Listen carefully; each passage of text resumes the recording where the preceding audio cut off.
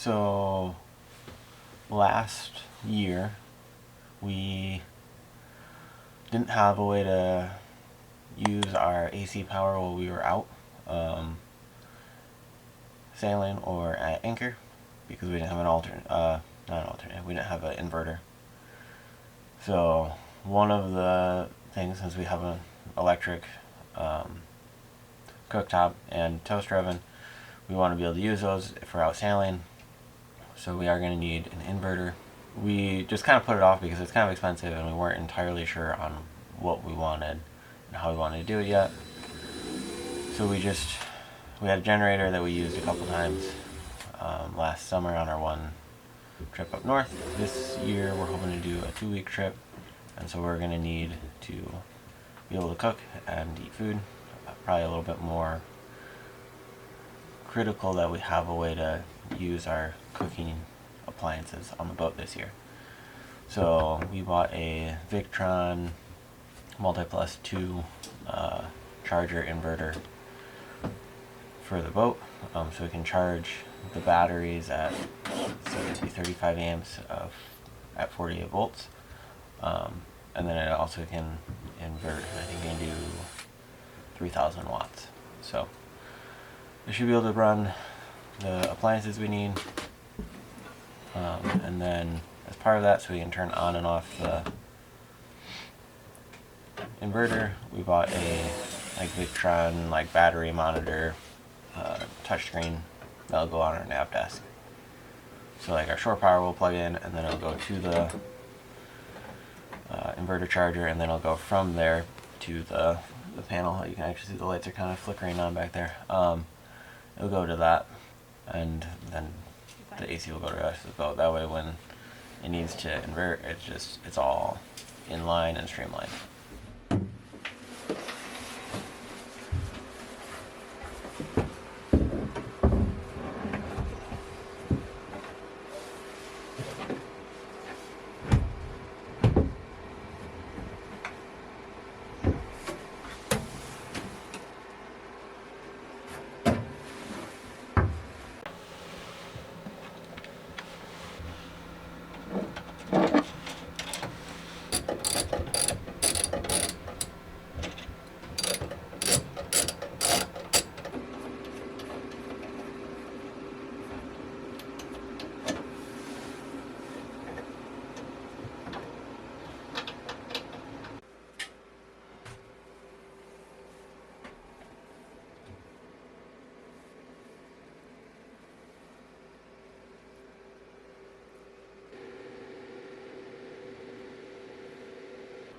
So the tricky part when Philip and I work on the boat together is not drinking each other's warm beverage, because that's vanilla tea and that is extra strong black coffee.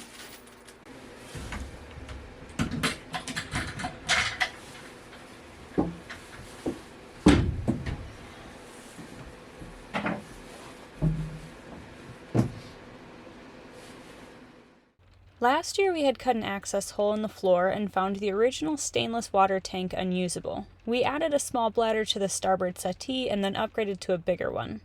Since we had already cut apart the entire floor and the water tank, it was the perfect time to get a new tank installed and move our freshwater fill to a place that was easier to access. This is our water tank. It's 21 gallons. It's going to go underneath the cabin sole. We've got an 1.5 inch and a quarter, I think an 1.25 inch fill line, and then we got 2 half-inch. One's a supply for the pump, and then the other one is the vent. So this will go and lay down. This will be the lower surface so that it fills from the top. And on our last boat and this boat, we've had it fill from the inside of the boat, not from the outside, which is a little weird, but it's worked well for us, and then we're not worried about if something falls in or if we don't screw it down all the way and you get rainwater in, or for us, we kind of like it. So this time we're gonna mount it in a different spot. Last year it was back here. I don't know if you can see that. That was our one that we used last year. and it just was kind of inconvenient. So this year we're actually going to put it, I already started the pilot hole, and then remembered I need to video. So we're actually going to put this right through the counter, so we can fill from there. And we've got a transparent hose, so it will go through there. It'll come down, and then this kind of goes through. You can see my hand. And that'll go right to the tank, and so we'll actually be able to open this cupboard while we're filling it, and we'll actually be able to watch the water level rise in the tube and know how full it is without having to pull the floorboards to see the tank. And yeah, I'll just get filled from right here. For us, I think it's going to work really nice. It is a little more hassle because you got to bring a hose into the boat, either through the Dodger through the overhead hatch to fill. But all things considered, it's not the biggest of inconveniences.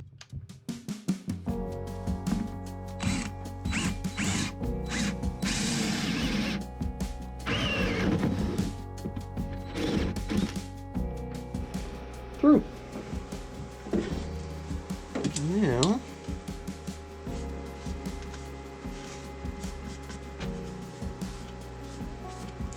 I need to get the vacuum back in working order. Did everything right. That's done. Yeah, be able to kind of press down inside. Cool. So now the hole fits. I had to chamfer the top edge to make it sit all the way flush. But should be able to open it up, put the hose in, fill it.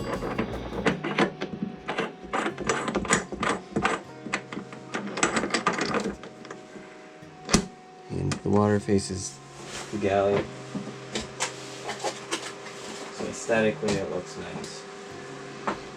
Gotten yelled at because sometimes I don't care about aesthetics this much. So, let's say screw do I need?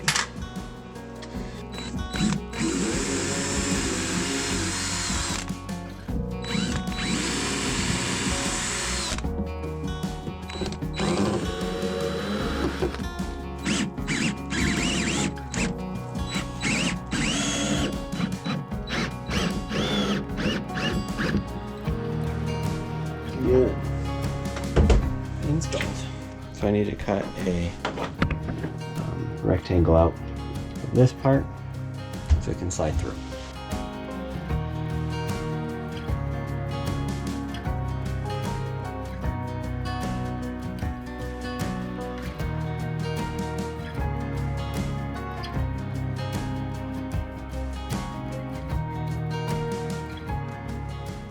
So now the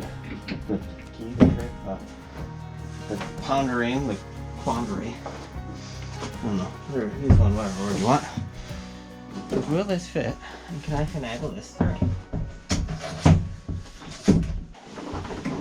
What are we hitting on? Ep17.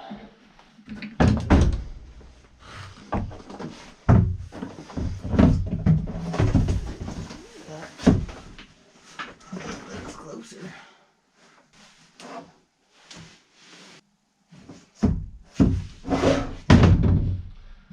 Alright, so water tank doesn't fit, so we're going to cut this piece out, which is sad. Now I have to figure out how to re-support it.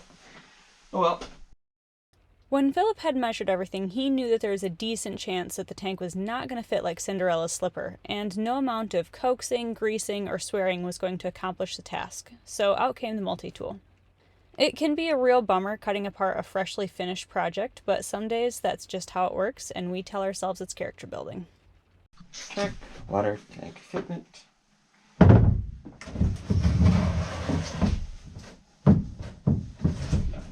tank fits. This is really a piece. Fit here. Once the water tank was in, Philip added a floor piece to support it. We didn't get much footage after this point because we are scrambling to put the boat back together for launch. But we had cleaned up some sharp areas and added protection to the fiberglass so there wouldn't be any unnecessary wear or chafing. Philip also glassed in a small support in the front and in the back so that it couldn't tip from front to back, and this piece is currently held down with the ever-reliable presence of gravity. It might get glassed or bolted in the future, but for now, this is pretty much the end of the footage. Oh, and plumbing it was pretty straightforward. We connected the fill to the tank, ran a vent hose, and then ran a line to the water pump. So water tanks can fit in, and I did test a floor panel and it does support my weight. I will probably try to add some type of bracing member across here to help just take stuff up, and also help keep the water tank in case of a rollover from coming up and out.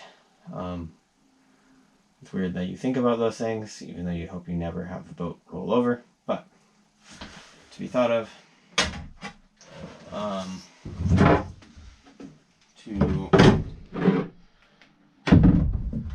support the water tank, I have this piece of glass core that I'm going to glass in a piece over there. Essentially, this will just kind of sit in here and support the bottom of the water tank and keep it from like sagging or rubbing on the edges.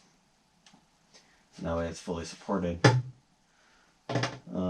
Yeah, so I've got to put in an aft support for this. The front is supported on this like step. I don't know why it was here, but there's a step there, and then off of this bulkhead kind of floor, whatever you want to call it. After installing the charger, Philip and I did get a chance to try out a new toy. Its maiden voyage was quite short because one of us was concerned about the pilot's piloting. However, I cannot wait to get some fun footage with it this summer and edit with it.